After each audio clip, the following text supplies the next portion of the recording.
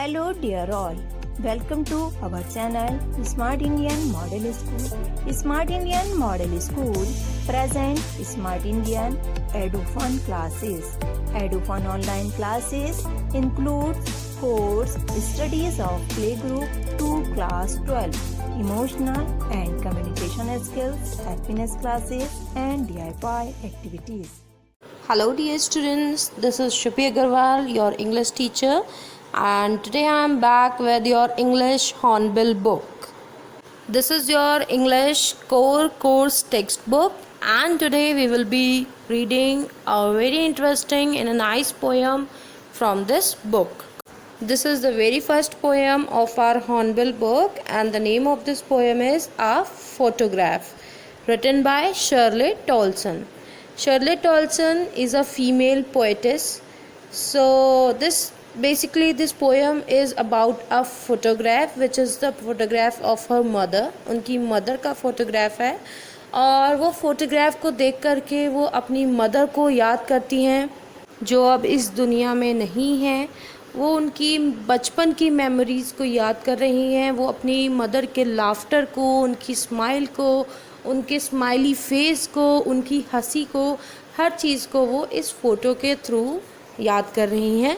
और इसको फ़ोटो को देखकर उन्हें क्या क्या याद आता है, कैसा फ़ील होता है, वो सब पोएटेस हमें इस पोएम में बता रही हैं।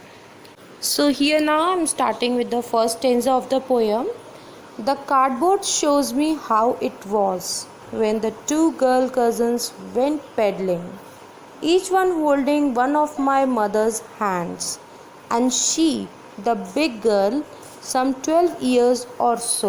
सो पोएट कहती हैं कि एक कार्डबोर्ड वो देखती हैं। कार्डबोर्ड क्या है? कार्डबोर्ड उनकी मदर का फ़ोटोग्राफ है। तो वो उस कार्डबोर्ड में देख रही हैं कि वो सब कैसा था, उनकी मदर ने फ़ोटोग्राफ कब लिया था, वो सब वो कार्डबोर्ड वो फ़ोटोग्राफ बता रहा है। तो वो कहती हैं कि when the two girl cousins went paddling, paddling walking with bare feet in shallow water, यानी कि जब नदी में हम देखते हैं या नदी किनारे या समुद्र के किनारे बीच साइड पे पानी जो होता है वो आता है। शैलो मतलब बहुत ज़्यादा गहरा नहीं, ठीक है, डीप पानी नहीं, गहरा पानी नहीं होता है, थोड़ा थोड़ा होता है कि हमारे पैर भीग जाते हैं। तो हम नंगे पैर जब उस पानी में जाते हैं और पैर उसमें वॉक करते हैं, छप छप करते हैं, दैट इज़ पैडलिंग। तो वो कह रही हैं कि जो फोटोग्राफ है वो कार्डबोर्ड जो है वो बता रहा है कि जो गर्ल कज़न्स थी ये लोग घूमने गई थी, कहाँ पर? बीच साइड पर, क्योंकि वो क्या कर रही थी? वो पैडलिंग कर रही थी। Each one holding one of my mother's hand. तो उसमें क्या हुआ है, फ़ोटोग्राफ में क्या है? वो उनकी मदर का फ़ोटोग्राफ है। उनकी मदर के साथ साथ उनकी दो गर्ल कज़न्स थी जो कि उनकी मदर का हाथ पकड़े हुए हैं, है ना, एक लेफ़्ट साइड में और एक राइट साइड में। तो दोनों ही बहनें, दोनों ही कज़न्स जो हैं मेरी मदर की, वो दोनों ही मेरी मदर का हाथ पकड़े हुए हैं, एक लेफ़्ट में है और एक राइट में है।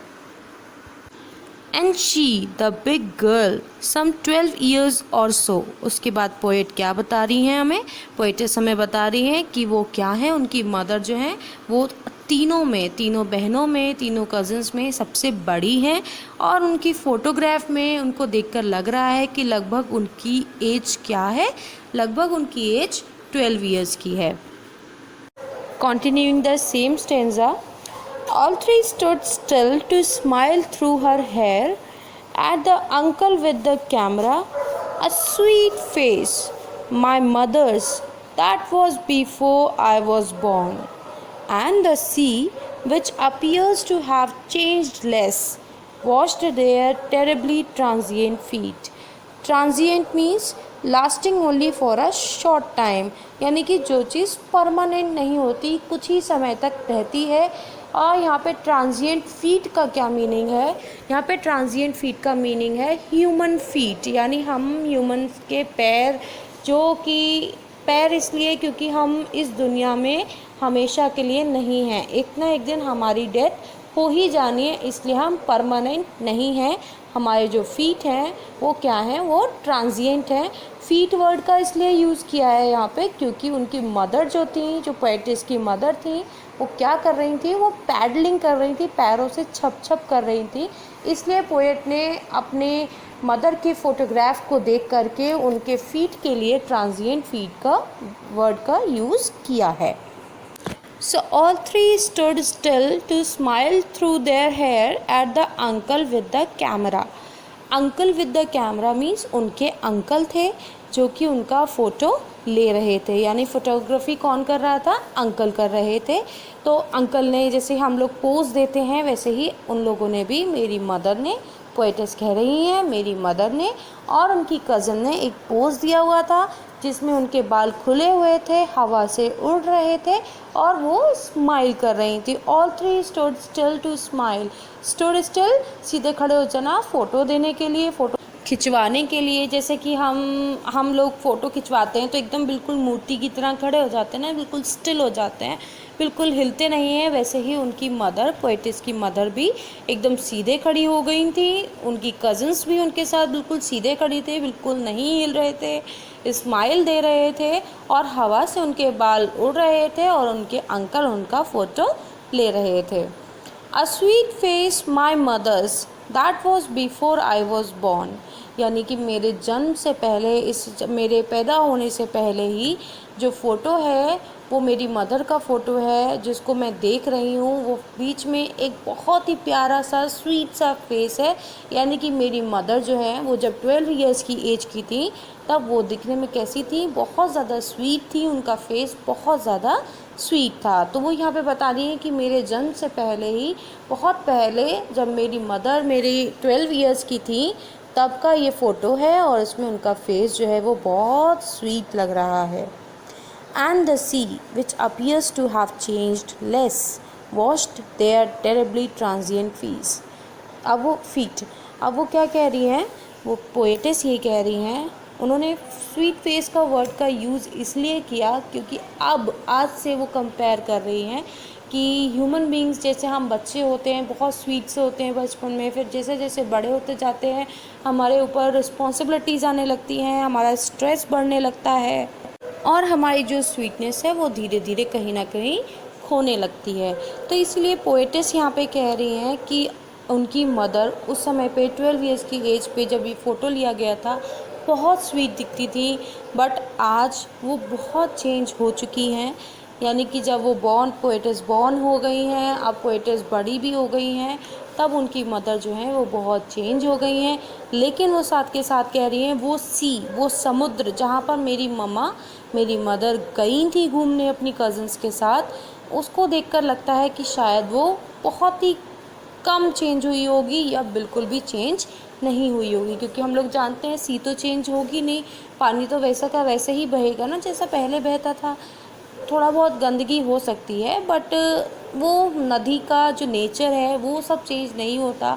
ना ही जो नदी है वो कभी यंग होगी या चाइल्डहुड में होगी, फिर वो जवान हो गई और फिर वो बूढ़ी हो गई, ऐसा तो नहीं हो सकता ना। यानी कि नदी जो है या समुद्र जो है, सी जो है, वो क्या है, जो बहुत कम से चेंज हुई होगी या बिल्कुल ना के बराबर चेंज हुई होगी। और मेरी मदर जो है वो बहुत ज़्यादा चेंज हो गई और वो नदी जो कि बहुत ज़रा सी चेंज हुई है वो मेरे मदर के फीट को इस फ़ोटोग्राफ में धो रही है। ट्रांजिएंट फीट इसलिए कहा गया क्योंकि उनकी जो पोएटिस की मदर है वो आज नहीं है, उनकी डेथ हो चुकी है और वो कह रही हैं कि दुनिया में कोई भी हमेशा के लिए नहीं रहता, हर किसी की एक ना एक दिन डेथ हो जाती है। तो उनकी मदर जो कि परमानेंट नहीं है इस दुनिया में, नहीं थी इस दुनिया में परमानेंट, वो उनके फीट जो है इस फ़ोटोग्राफ में वो सीध हो रही है, जो शायद आज बहुत ही कम चेंज हुई है या बिल्कुल भी चेंज नहीं हुई है। So remaining two stanzas I'll tell you in next video. Okay, till then watch the video, like the video, subscribe the channel and also leave a comment in the comment box. Take care. यदि आपको हमारा video अच्छा लगा हो तो आगे की video की नोटिफिकेशन प्राप्त करने के लिए कृपया बेल बटन दबाएं और चैनल सब्सक्राइब करना ना भूलें। Please subscribe our channel of Edufun classes. Thank you for watching.